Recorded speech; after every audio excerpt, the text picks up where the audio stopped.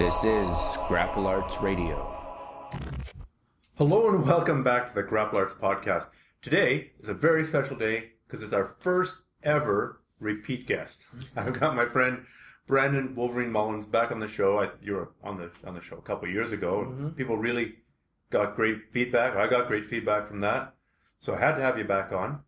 And the fact that we've been in the Evil Schemes lair working on a top secret Area 51 style project is even better of an excuse to get you and find out what you've been up to and what's new in the life of Brandon Mullins. Well, thanks for having me back, and I am honored to be the first ever repeat guest. Hopefully, maybe the only ever repeat guest, so I can maintain that title. That'd be great. Title for life. Title for life. Hashtag title for life. So thanks for having me here. As far as what's been going on with me, the big picture is a lot of the same that happened before. A lot of training, a lot of competing, and but some new things as well. I started doing seminars and traveling around, which is a really amazing experience. I've been to different countries and which countries? I went to Costa Rica. I saw a dead guy. I went to Austria. Wait! You saw a dead guy? I saw a dead guy in Costa Rica. And so that was, not only was the seminar amazing, but the experience was amazing. And okay, you saw a dead guy. ... What happened? Well, I can't really talk about it on a public forum.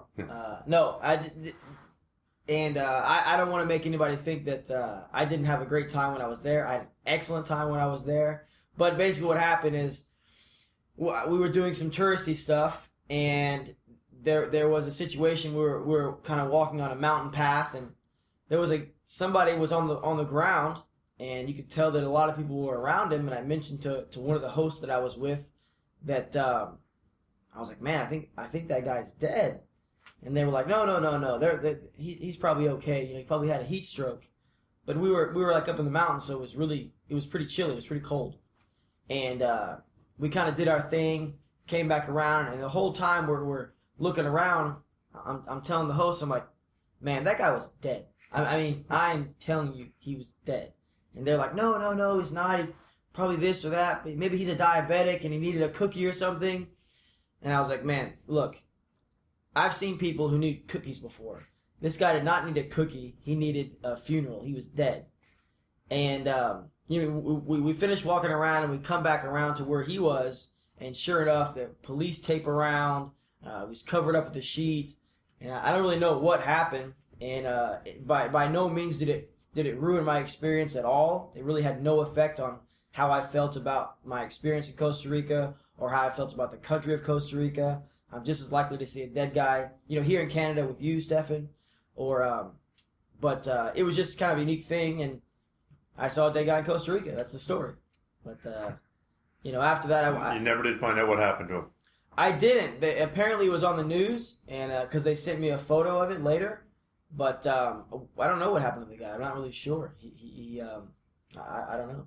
Mm-hmm. Sad thing, I guess. Well, other than leaving it, where else have you left a trail of dead bodies? Costa Rica. He's the only one they found.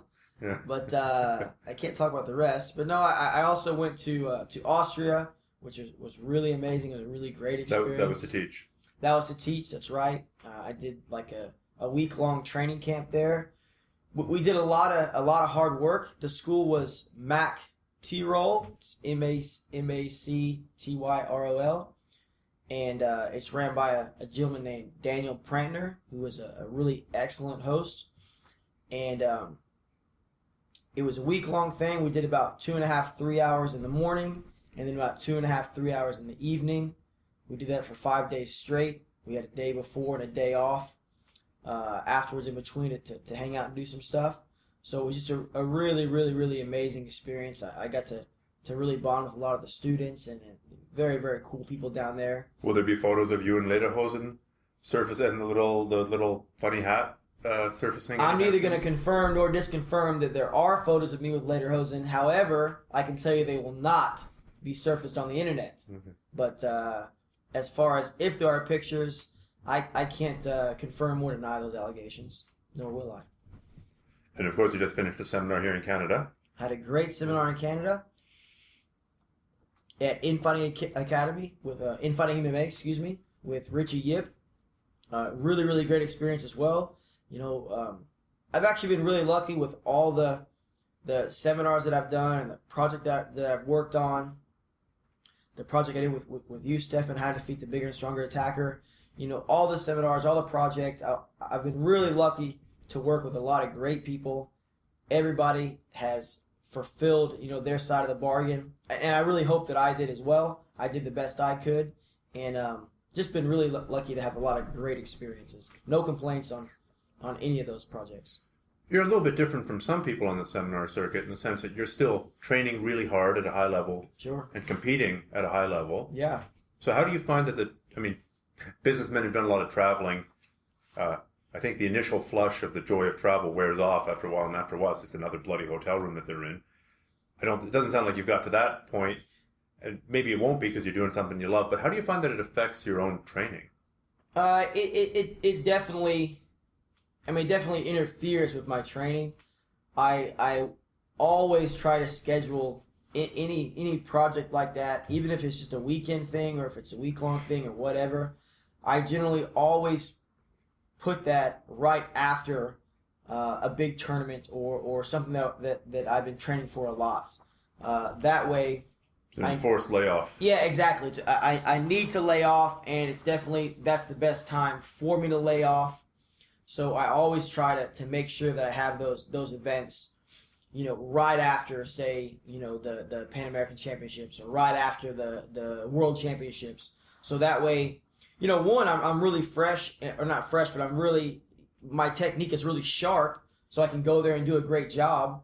But also, like you said, I'll be able to relax. I think also that, if I travel, for instance, I travel to Austria. I think it would be rude, one, and also two, not very smart on my part, not to enjoy the culture, enjoy the food, enjoy the people, for me to go there and teach a week-long camp and be in hermit monk training mode. Exactly, be in hermit monk training mode, or then we go to a restaurant and I'm like, I can't eat this, I can't eat that, I can't eat this, I don't want to eat that, I can't drink this, I have to do this. I think that would be, like I said, one, it would be rude, and two, I think it would, I would be losing out on an experience. And so I think if I arrange the timing the proper way, I'm able to have a great experience, and it very minimally interrupts my training. In a certain way, I think it might even help my training in that I get to get out of my routine so that when I get back, I'm ready to get back and work hard. Well, that was the traveling you've done for teaching. What traveling have you done for competing the last couple of years, and what were your highlights there? I think probably my highlights the last couple of years. I went to Portugal to do the European Championships in 2013, and everything worked in my favor, and I was able to win, and I was really happy about that. I got a really nice submission in the final. Yeah, I saw that. That was a fantastic submission. Thank you. I was pretty excited about it myself, and I think it was a good way to. That was the very beginning of the year. It was in January, so it was a great way to start off the season. And I had a couple of very, I'd gotten silver at two previous tournaments the year before, the American Nationals and also the Masters World Championships. One was in September, one was in October of that previous year, and I was really, really, really upset with those losses. Some people might say, well, you got silver, you still won something, but, I have enough silver medals, and I don't want that to come off the wrong way. I'm sure one day I might look back and be glad that I got something, but I've been competing for a long time, and really the main goal is to win, to get gold. And I thought I trained really hard. I put a tremendous amount into it, and they were both decision losses. And those are hard. Yeah, it's really hard. I almost would have preferred to have gotten submitted or something, because then it's very. Why is that? Because it would have been more clear cut. Exactly, it's just clear cut. It's final, and also too, it's easier to analyze. I could say, hey, okay, I got caught in an arm lock, so I can say, okay, make sure I can spend time working on my straight arm lock defense. But then I can also look at the tape and I can make sure I can figure out, okay, what mistake did I make that allowed him to get into the arm lock? I can evaluate that. I can look at a lot of things, but if I lose a referee's decision, particularly if I lose a decision that I feel that I won, it's a lot harder to learn from that experience. It's like an ice dance competitor going, damn it, I missed by 0.1 of a point because I didn't smile hard enough. Yeah, exactly. How do you fix that? How do you practice that? So, anyways, to come back and win at the Europeans it meant a lot to me, and it also, I think I really needed that for my motivation and for I just needed it. It really helped me. And then I was able to travel a little bit in Europe. I went to Holland to visit for about a week, which was a good, kind of cool down. When I traveled to the tournament, I had never cut weight and traveled that far. Mm-hmm. I had an entire day of just traveling where I wasn't able to do any sort of working out, which I was really worried about. But I actually, I prepared all the food that I was going to eat that day, and I had a lot of I don't know what you would call it. I had a lot of nothing to eat, like rice cakes and kale chips. So I knew that I would be bored sitting in an airport or sitting on the plane, and I knew I would want to eat something, but I wanted to make sure I had something that really wouldn't affect me at all. So that was my first time really traveling a long distance and cutting the weight, but it actually worked out really well. My cut went really well, and then I think my performance was strong as well, and it was great. Because normally you don't take time off, right, before. Yeah. You're normally working out a day before, so how's this for a controversial thing? Maybe you performed that well because you had an enforced day of rest. So even the enforced day of rest was better, even factoring in the jet lag. I'm immune to jet lag, by the way. I have 2 superpowers. I believe that everybody has certain superpowers, and I think mine are I don't cramp, or I cramp way, way, way, way less than most people, and also I don't get jet lag. It doesn't bother me almost at all. Really? Yeah. I mean, I think if you could bottle that, I'm sure somebody'd be paying tens of thousands of dollars for that. I think, I'm going to be as tired as anybody else if I've been up for 36 hours or 48 hours, but actual jet lag of my sleeping rhythm getting off, it really doesn't bother me at all. And I've traveled like 2, kind of east-west, and then back the other way, north-south, back the other way. And you've been to Japan. And I've been to Japan as well. It doesn't really affect me that much. So that's kind of a cool deal. And your sleep cycle isn't that variable. Like, it's not like you're up to like 6 o'clock in the morning one day and then... No, I have a pretty set schedule. Yeah.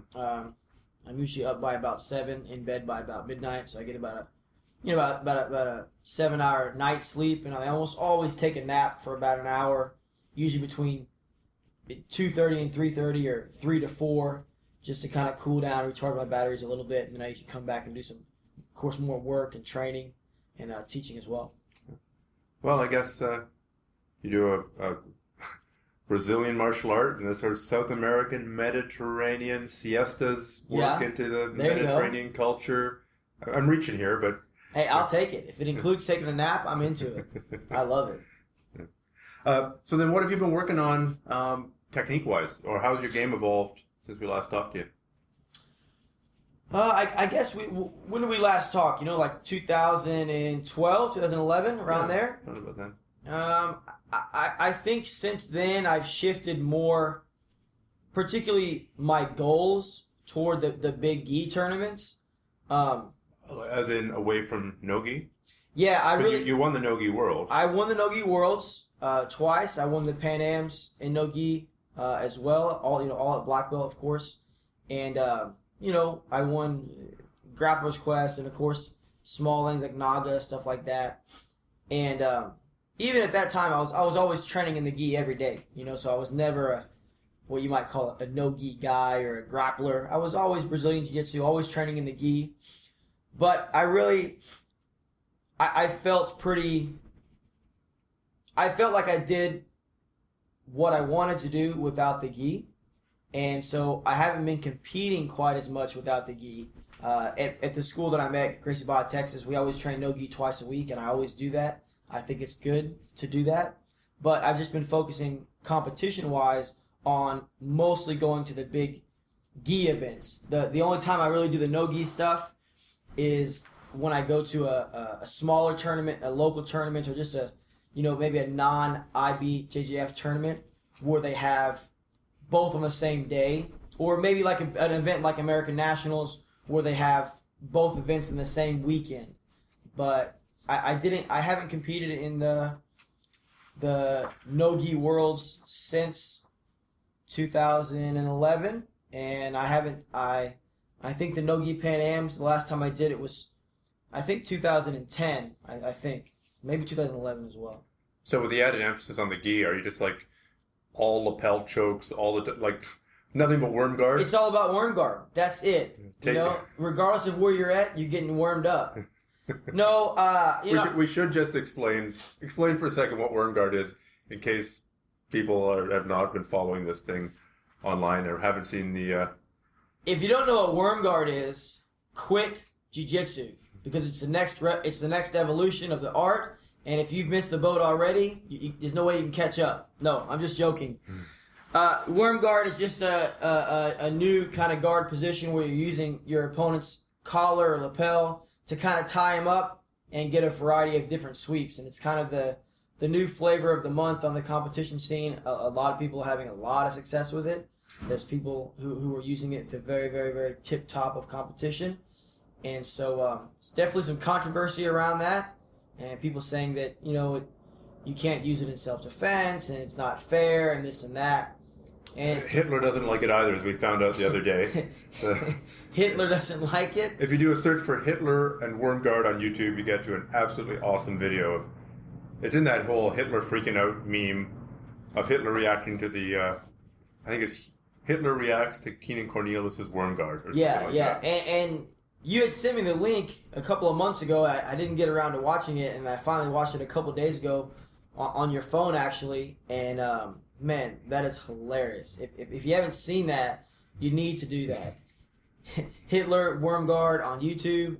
Check it out. It's like 3 minutes long. It's well. I could watch that for 15 or 20 minutes, I think. So aside from worm guard, how has focusing on the gi changed what you emphasize in your training? I think the main difference is my open guard. I think when you're training in the gi, your open guard is going to change the most because you're going to have to do spider guard. I mean, you just really need to do that on some level. I think I'm a little bit more of a De La Riva guard player, but you really have to use spider guard on some level. If a guy stands certain ways, you're not going to be able to get that De La Riva hook in. A lot of times you'll get into De La Riva from spider guard. So you definitely got to work on your sleeve control game. But I'm personally not, I don't use worm guard at this point. Maybe that'll change later, but I don't use it at this point. And I generally am not sitting around looking for very intricate, complicated ways to use the gi. I try to just use what's available. So naturally, when you're training in the gi, you're gonna use it, and I do that. I don't keep my mind closed to, well, I'm not gonna grab the gi because you can't do that in a street fight, or you can't do that in no gi. I'm just gonna take what's available. But I'm also trying to stay as simple as I can. Something that I heard, I don't know who said it, but they said simplicity is the greatest form of sophistication, and that I really like that, and I think it's true as well. So I'm generally looking for not the most complicated answer, but the easiest answer to get me from point A to point B. And I'm not judging anybody who does worm guard. If you do it, that's great. Keep doing it. It's part of the game. And the same thing with the controversy you'd see around Barambola or 50-50. But, if you want to do it, do it. But for me, I don't do Barambola a lot because I don't like staying upside down on my neck all the time. I don't do worm guard a lot just because I do other things instead that I've been doing for a while. Like I said, spider guard, De La Riva. And so, those things keep me busy enough training and keeping them at a high level and trying to get better at them as well. Well, what are some of the other, Barambola is obviously one, 50-50. Yeah. So you don't do either of those. I mean, obviously you have answers to those. Yeah, I definitely know the techniques, but it's not something that I'm doing on a daily basis for sure. It's just not really part of my game at this point. Like I said, that might change, but right now I'm not doing too much of it offensively. As you said, defensively, I'm always looking at defensively. You don't have a choice. The guys you train with are doing it to you. That's right. We have some guys that a couple of guys that train at my school that are really, really strong in both those positions. Daily Hiva, Barambola and 50-50. And now guys are doing worm guard as well. There's several guys in there that are playing around with that. And, it's just, I think it's part of the game. I don't think you should complain about it. I think you should get to work and figure out ways to beat it. That's your job as a competitor.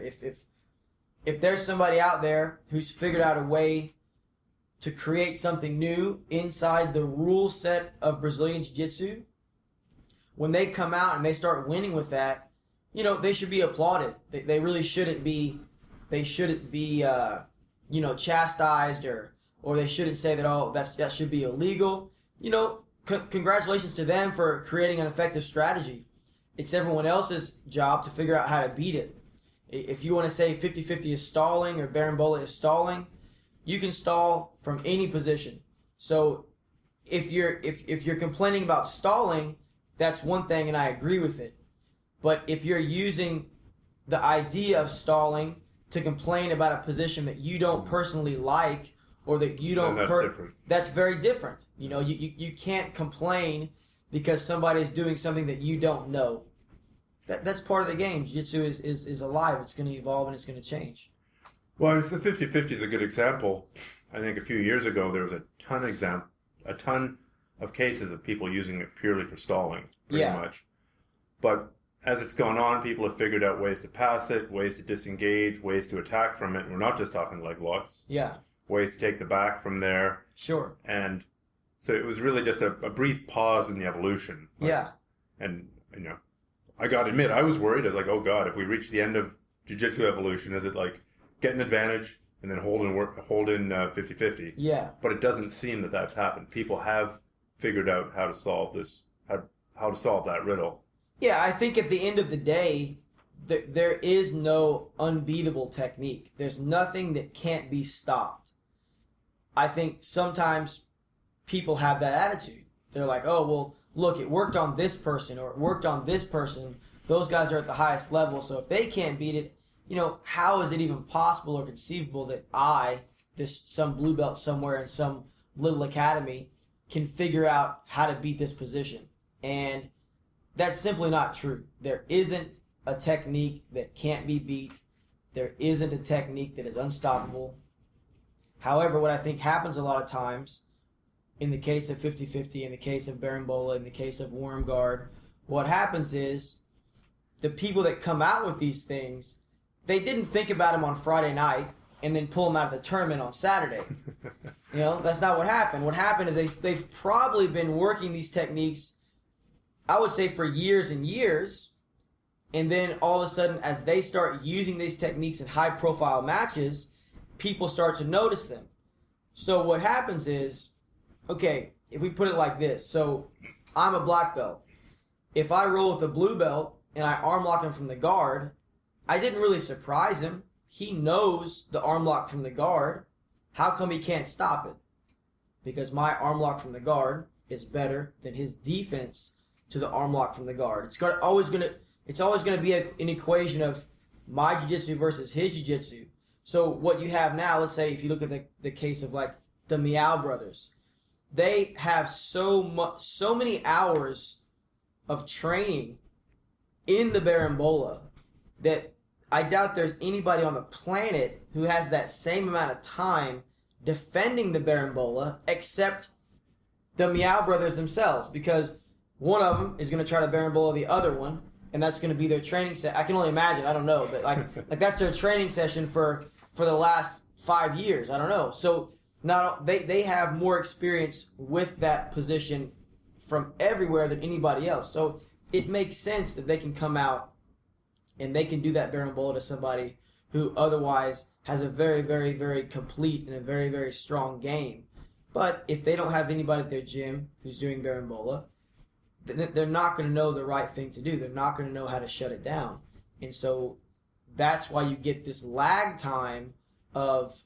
Well, everyone else catches up. That's right. You know, the offense right now is ahead of the defense. But as we're seeing now, like you mentioned before, people are figuring out the Berimbolo. They're figuring out 50-50. They're going to figure out worm guard as well. You know, and I think the same thing has happened in the past. I don't know. A lot of times I've talked to Draculino about this. He was somebody who was very, very involved in the evolution of spider guard. And I wasn't around in Brazil when the spider guard came out, but I can only imagine people saying things like, he's stalling. That would never work in a real fight.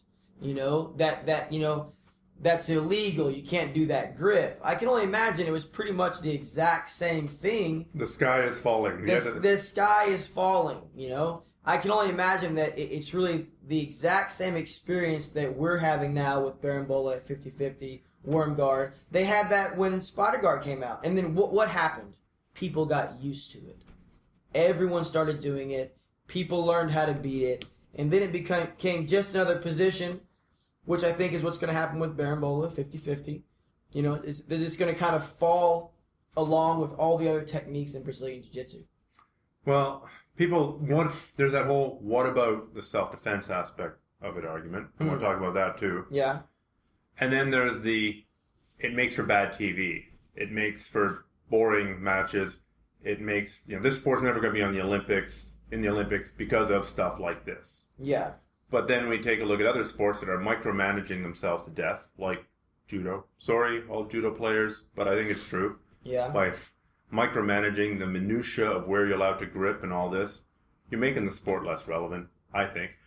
But even to go back to the boring TV aspect of it, I think even the most boring match of two guys jumping a double guard pull and line there scissoring each other for 10 minutes is still way more exciting than the very best round of golf that I've ever seen on TV. Yeah. So I don't know why people line up at the Masters and politely applaud for a guy swinging at a little tiny ball, and they all pretty much look the same. Yeah. I agree, Stephan. I don't get it, and I'll tell you that I think generally you're going to watch a sport that you have some involvement in. Whether you are a competitor or whether you're doing it now, whether you used to do it, whether you know somebody do it, whether you've done something similar to that.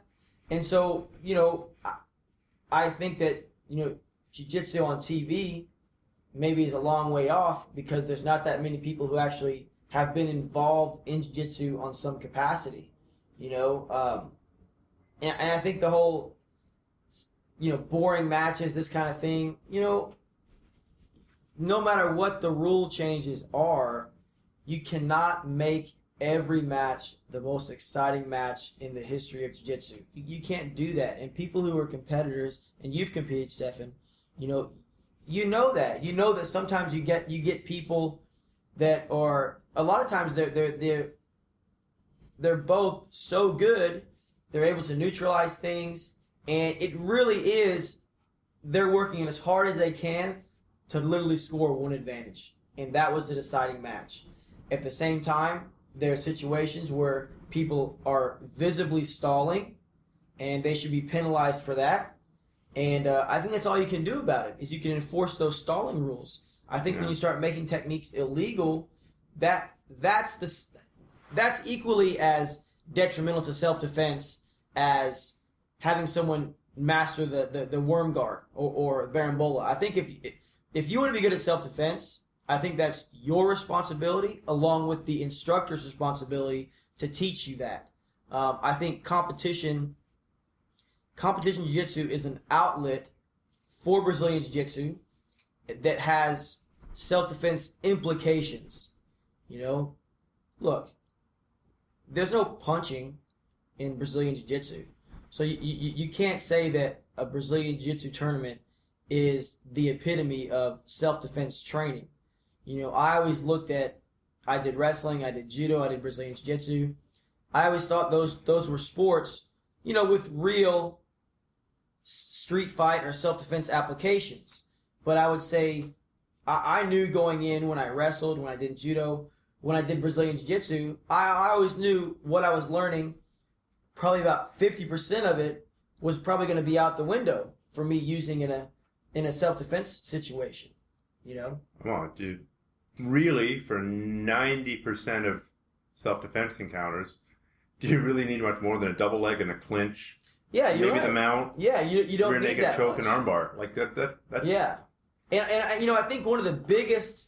You just need to know how to apply that against pressure and against resistance. And I think Yeah, I think one of the biggest advantages for doing a jiu-jitsu tournament, I don't think it has, on some level, it doesn't have anything to do with the techniques. I think it has to do with your mental ability Agreed. to deal with a physically strong, aggressive person coming after you. And you know what? If you're a black belt and you don't know how to escape a headlock, shame on you. That's wrong. That's an atrocity.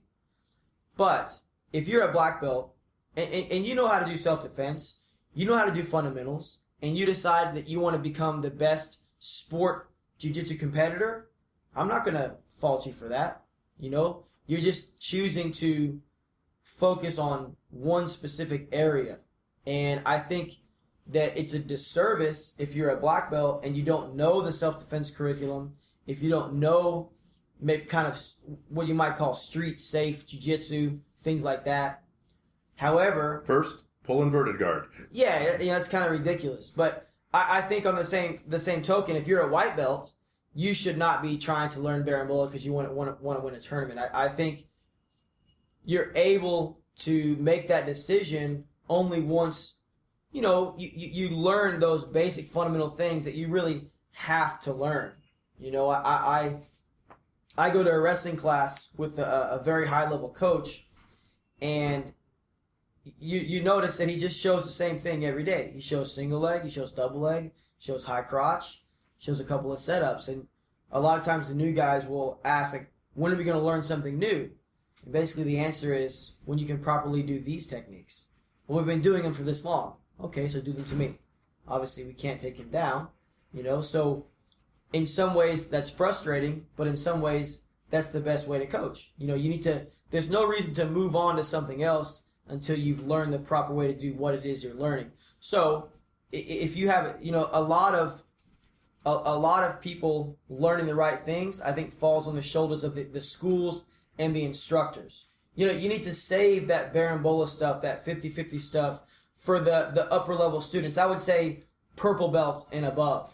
Because white belt, blue belt, that's the realm of learning self-defense jiu-jitsu. Even if it's not specifically the self-defense curriculum, but just, you know, you're kind of bread and butter jiu-jitsu, arm lock from the guard, you know, a basic bullfighter guard pass, things like that. And then, you know, once you feel comfortable that your students are learning that, sure, add the other stuff in. And if you're one of those students, feel free to really, really study that material and get as good as you can with it if you choose to make competition your priority. I'm a competitor, and I happen to not use those new in-fashion techniques, but there's definitely things I do that I've seen some of it, and it's certainly a lot of it's new to me. Yeah.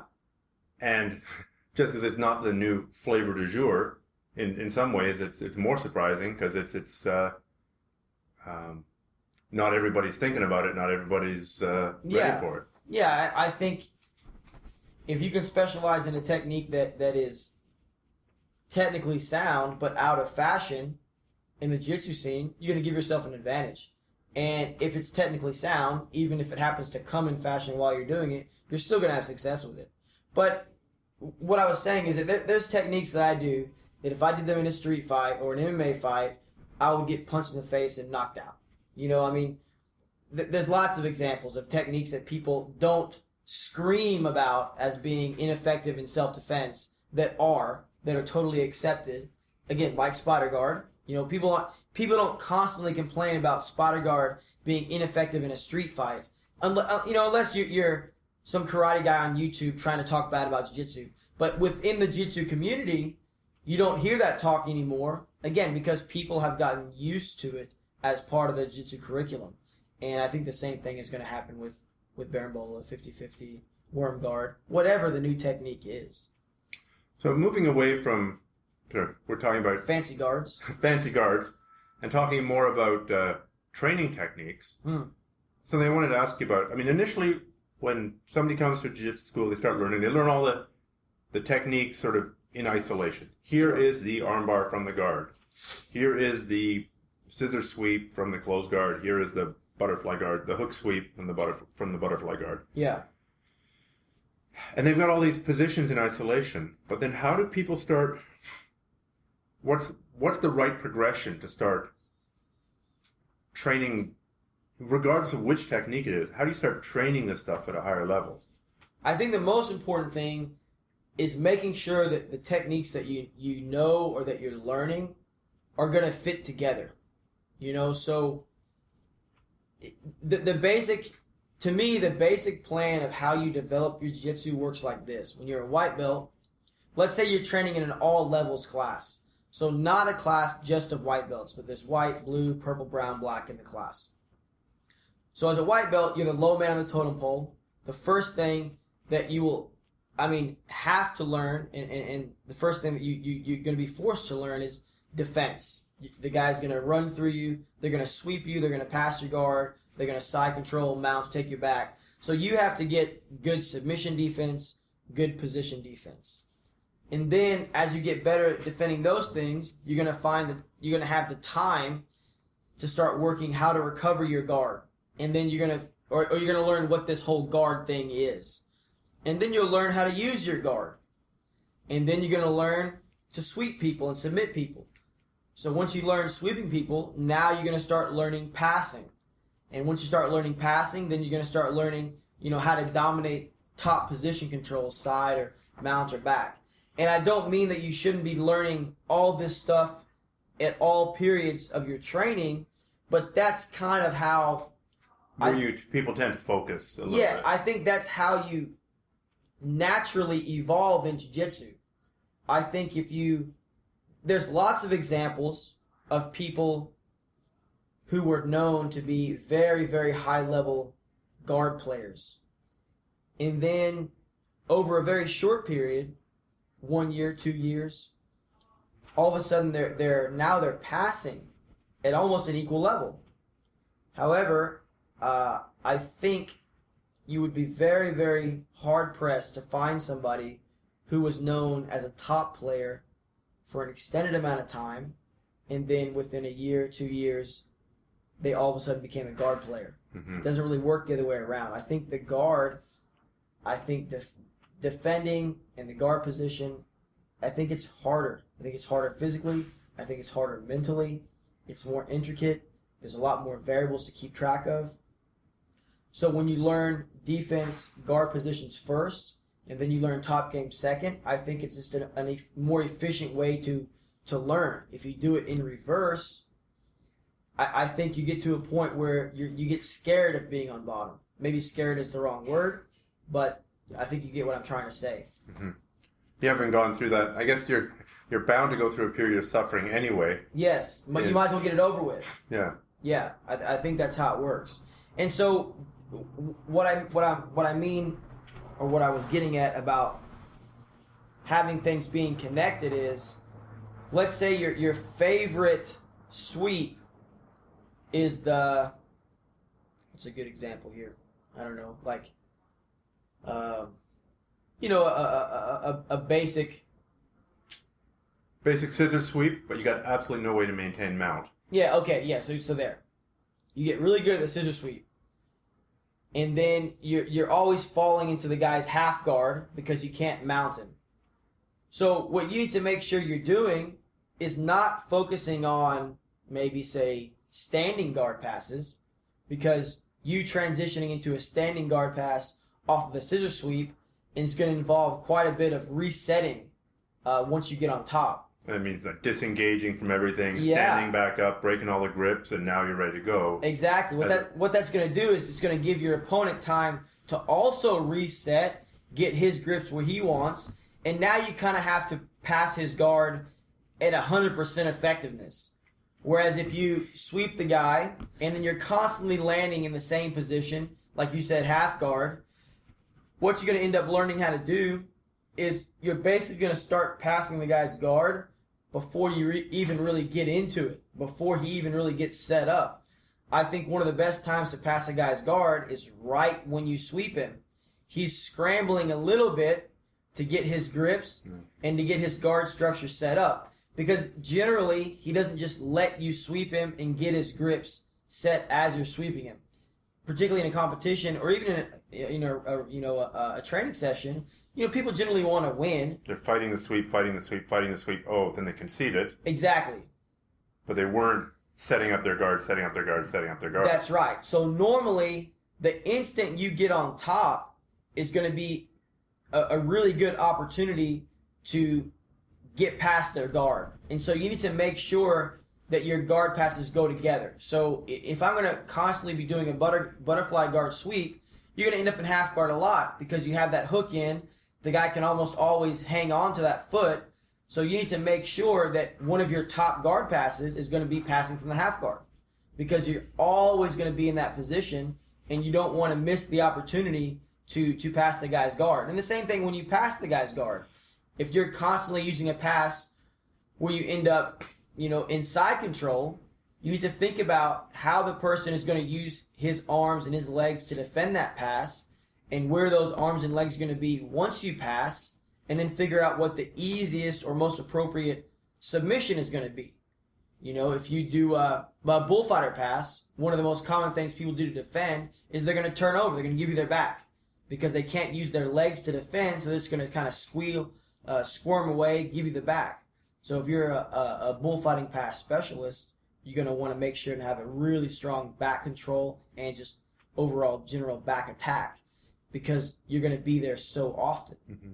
And it's so much easier to get your hooks in, or at least one hook in, and get your grip set if you're doing it as the guy's rolling to his knees, as opposed to once he's hunkered down and turtle, elbows in place, everything's locked in. Exactly. He's got his own hands on his collars. Now you're really fighting an uphill battle. But if you catch it in the transition. So what we're sort of talking about is knowing what the transitions are likely going to look like. Yeah. And having a plan for the most likely. The most likely and the most appropriate. Obviously, everyone behaves differently.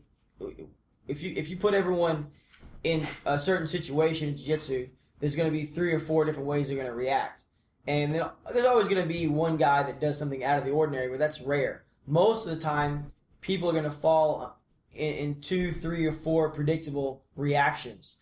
So if you can really, really master your reactions to those actions, you're going to really increase your chance of success. So I've seen a lot of people who might have, they have a brilliant, we'll use the same example, a brilliant hook flip from the butterfly guard. But then their favorite pass to do is, double under, two arms under the legs, put the person's legs on the shoulders. Well, when you do a hook sweep, you're really high up on the guy's upper body. So you would have to totally disengage the upper body, back up, let him recover the guard, and then start doing your guard pass.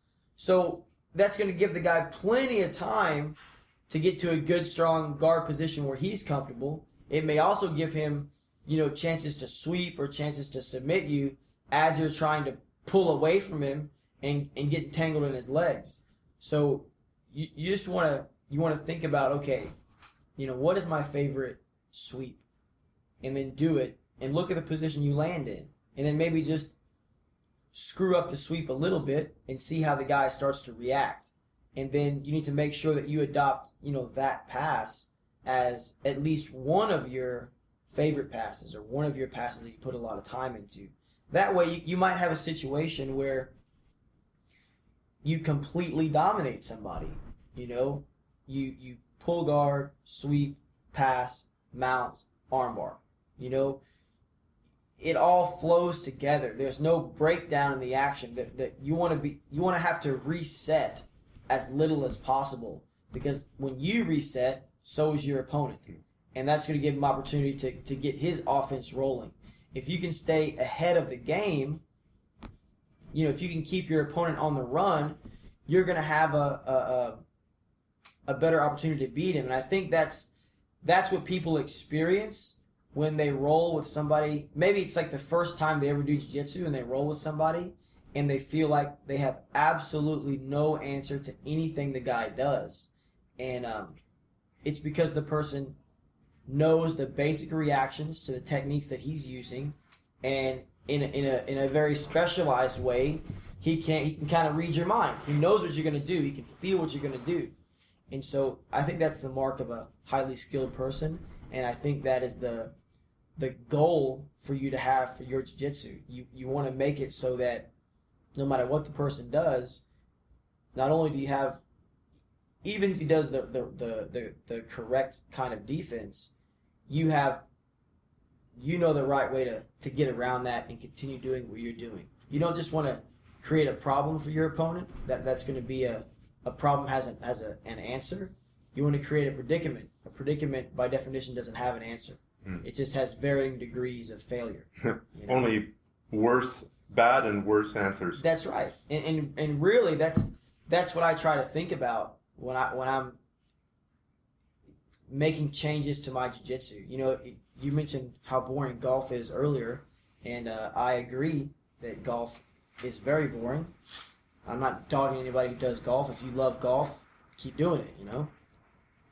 But if you were to say, okay, if you had to define winning a game of golf, not against another player, but with one person. You could play golf with one person.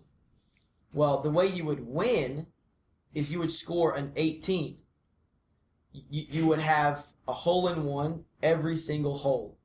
That is how, in my opinion, you would truly win. Some people might argue that, well, if you make par, that's winning. Well, par isn't really a perfect score. Par is what the course or whoever is in charge, the golf mafia say. I was about to say the golf Illuminati. Yeah, the golf Illuminati, what they say a decent player should be able to, how many strokes it should take to get their ball in the hole. But it's not really the perfect score. The perfect score, in my opinion, is 18. I'm pretty sure nobody has ever scored, in the history of golf, nobody has ever scored an 18, and I'm not talking about miniature golf, regular golf. However, millions of people continue to play and to watch golf, even though in some ways it's an unwinnable game, if you look at it from the context that I'm talking about. So even though I can't get my jiu-jitsu to a point where the chance of me losing is a complete and total 100% impossibility, I want to get that percentage as high as I can. Just like all those golfers out there are trying to get the percentage of winning. The percentage of winning. I want to get those golfers out there want to get their score as close to 18 as possible, even though they know the 18 is kind of impossible. So even though I know there's no unbeatable technique, I want to try to make all the techniques that I do unbeatable by building up time and experience and depth in those positions. So whether my enemy, I heard Shinya Aoki say that one time, and I thought it was awesome that he referred to his opponent as his enemy. Anyways, I want to make it so whether he makes the right answer to the technique that I use or he makes the wrong answer, I still win. Doesn't matter, because my reactions and my experience and my feel in that position is so great that I'm just going to overwhelm him.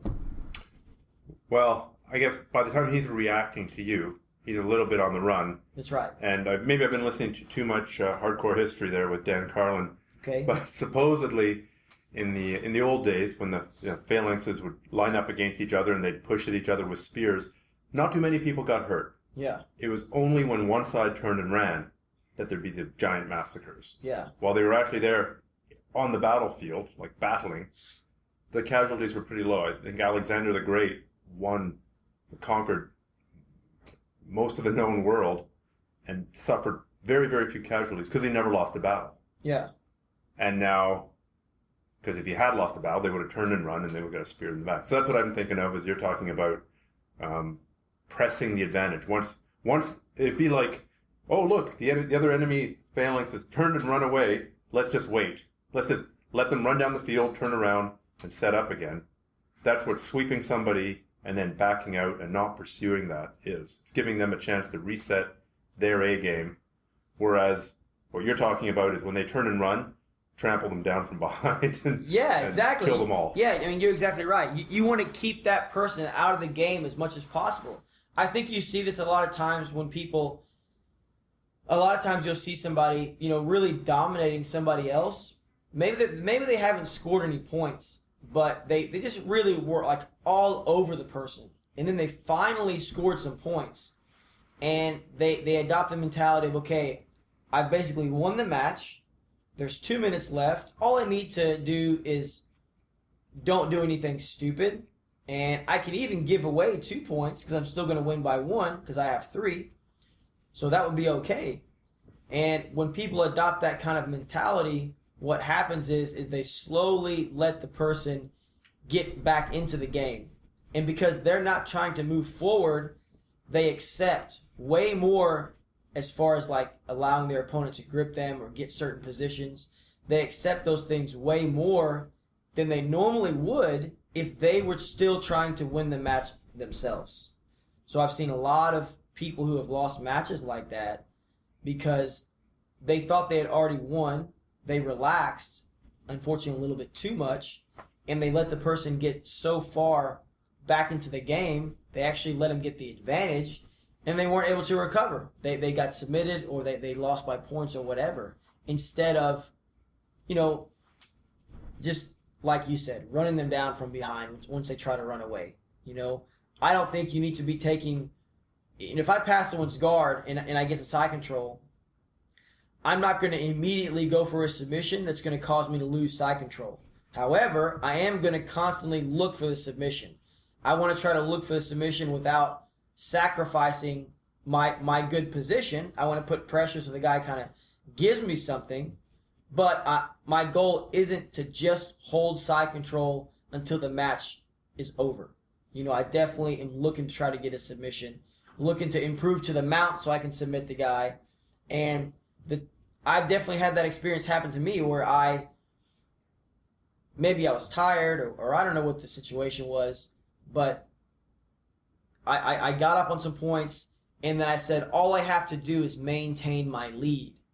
And because I had that mentality, as opposed to I need to win, I need to look for the finish and end the match now, it caused me to let my opponent, get too far ahead. And before I knew it, he was so far ahead positionally that I wasn't able to get away and I got swept or my guard passed, whatever. So I think what you need to do and what goes along with what I'm saying as far as getting your techniques connected is you always need to be looking to improve. No matter how good or how bad your position is, you need to always be looking to improve. If you're in someone's guard, you got to improve by passing. If you can't pass immediately and you're in the close guard, then you need to look to improve to the half guard. That's a better position, theoretically. And if you're in the half guard, you need to look to move to quarter guard, where the guy only has your ankle. And then if you're in quarter guard, you want to look to pass. And if you get to the side, you want to try to get to the mount. If you get to the mount, you want to try to submit the guy.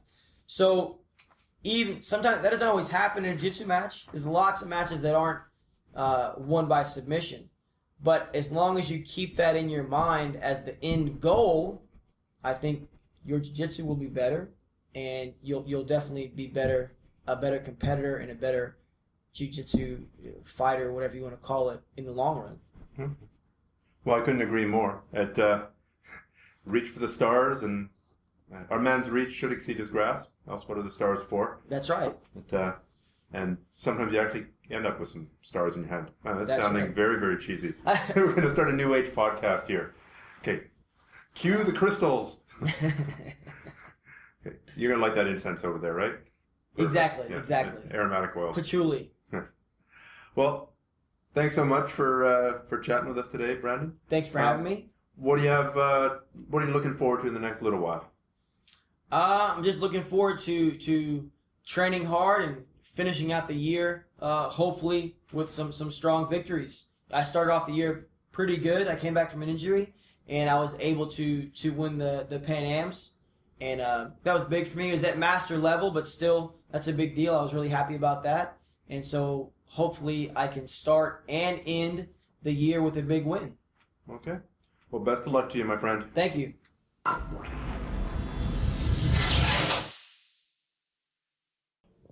Podcast listeners, if you're listening, there's a good chance that you're into Brazilian Jiu-Jitsu. I hope that you are. It's the best martial art out there. But nevertheless, if you do Jiu-Jitsu, if you do grappling, if you do MMA, I've got a book out there. It's called A Roadmap to BJJ, and it covers the fundamentals of Brazilian Jiu-Jitsu. It covers the techniques and the positions. It's got checklists. It's a super useful resource, and it's completely free. If you go to grapplearts.com/book, you can download it. It's also on Amazon Kindle where you can buy it if you want to go that way. But I'm going to suggest the free route, which is grapplearts.com/book. Check it out. I get feedback almost every day from people who found this super useful in finally getting through and understanding the ground game, and it finally making sense for them, and it finally not being so intimidating anymore. Check it out. I think you'll find it really useful too.